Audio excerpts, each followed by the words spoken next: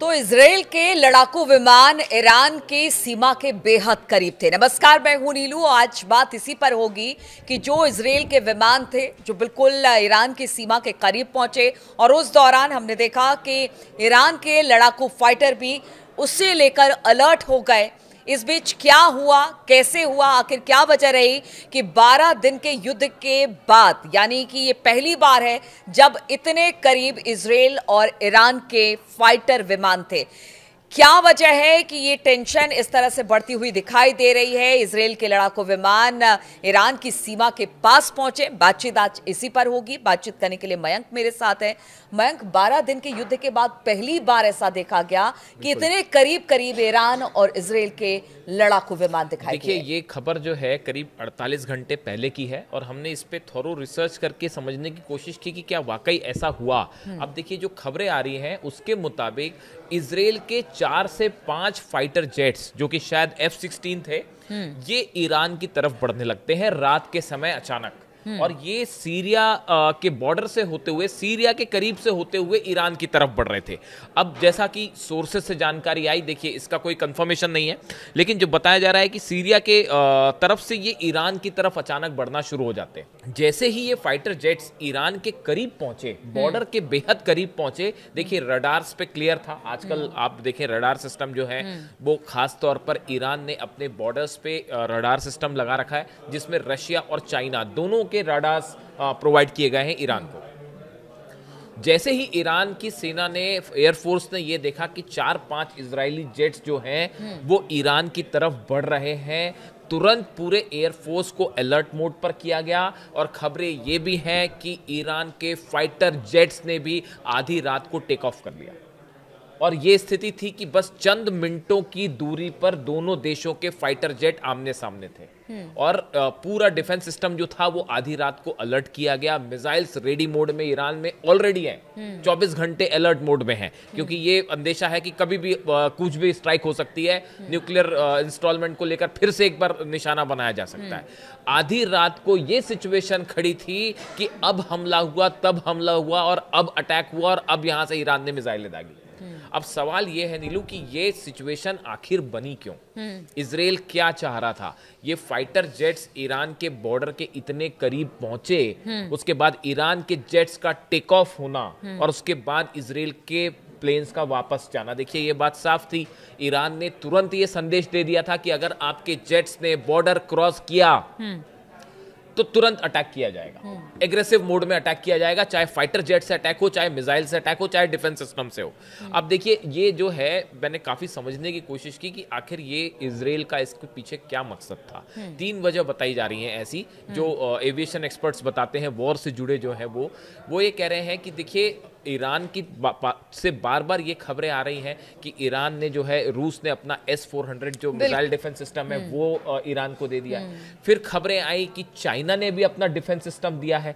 तो क्या इजराइल इस बात को परखना चाहता है कि क्या वाकई काम कर रहा है, वाकई ये सिस्टम डिप्लॉय हो गए हैं? देखिए, ये क्या काम करना शुरू क्योंकि देखिए इस बार वैसा हमला करना आसान नहीं होगा इजराइल के लिए। हमने देखा था कि F-35 जेट्स और F-16 जो है तेहरान के ऊपर मंडरा रहे थे और वो धमाके कर रहे थे और वापस चले जा रहे थे, क्योंकि ईरान का डिफेंस सिस्टम कमजोर था 12 दिन की जंग के दौरान। लेकिन उसके बाद से अब काफी वक्त बीत चुका है और बताया जा रहा है S-400 भी आ चुका है और चाइना का डिफेंस सिस्टम की भी बात हो रही है। साथ साथ कह रहे हैं 72 बंद गाड़ियां और हथियार सभी रूस बिल्कुल मुहैया करा रहा है। तो ऐसे सिचुएशन में क्या इजराइल के फाइटर जेट्स ये अंदाज लगाना चाहते थे कि क्या इनका डिफेंस सिस्टम एक्टिव है? बात नंबर 1। बात नंबर 2, ये खबर जब आई करीब 48 घंटे पहले, ये खबर सोशल मीडिया में लीक हुई और बाहर आई कि भाई इजराइल के जेट्स बहुत करीब पहुंच गए थे ईरान के। ये वो वक्त है, इसी दौरान ईरान ने अपना बड़ा मिसाइल मूवमेंट किया। उसकी खुर्दाद देखिए, खुर्दाद सिस्टम है, खुर्दाद जो मिसाइल्स हैं वो ईरान का अपना खुद का मिसाइल डिफेंस सिस्टम है और इसका बड़ा मूवमेंट होता है ईरान में। और कई जगह नई सिचुएशंस पे, लोकेशंस पे ईरान ने अपने मिसाइल डिफेंस सिस्टम है वो एक्टिवेट किया और इस जगह पर एक्टिवेट किया जहां से इजराइल के जेट अंदर घुसते हैं। ठीक है। तो ऐसी सिचुएशन में क्या इजराइल के जेट्स ये अंदाजा लगाना चाहते थे कि ईरान ने जो अपना खुद का मिसाइल डिफेंस सिस्टम है, मिसाइल्स जो हैं वो कहां पर तैनात की है? क्या इसको लेकर कुछ ये था कि भाई अगर क्रॉस करते हैं, देखिए क्या होता है जब भी आप अटैक करते हैं, अटैक करने के पहले जब इस तरह की खबरें हों कि सामने वाले देश ने नया मिसाइल डिफेंस सिस्टम लगाया है, नई मिसाइल्स हैं, अभी हाल ही में ईरान ने 40 से 50 मिसाइल्स फायर किए, जो एक ड्रिल थी बड़ी, और 40 से ज़्यादा मिसाइल टेस्ट किए गए, उसमें बैलिस्टिक मिसाइल भी थी। तो ऐसे में क्या इजराइल ये परखना चाह रहा था उसके फाइटर जेट्स की भाई यहाँ पे कहाँ पे मिसाइल्स हो सकती हैं,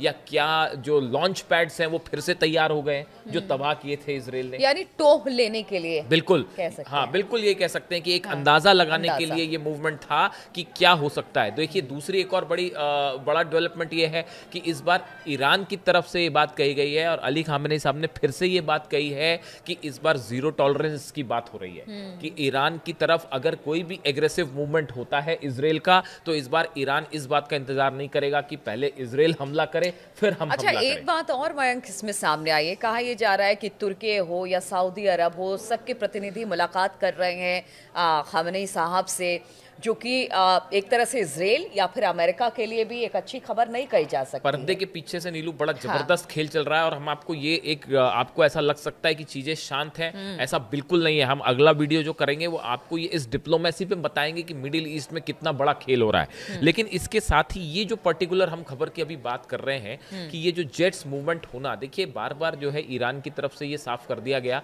कि अगर इजराइल ने इस बार कोई भी ऐसी घटना करने की कोशिश की, या तो मिसाइल्स के थ्रू या फाइटर जेट्स के थ्रू, तो ये श्योर किया जाएगा कि उसको जो है पिछली बार के मुकाबले कई गुना ज्यादा जवाब मिले। यहां तक कि कह दिया गया कि 2000 मिसाइलें एक साथ फायर कर दी जाएंगी इजराइल को लेकर, और ये बात तो कंफर्म है, कई एजेंसीज ने इसको कंफर्म किया है।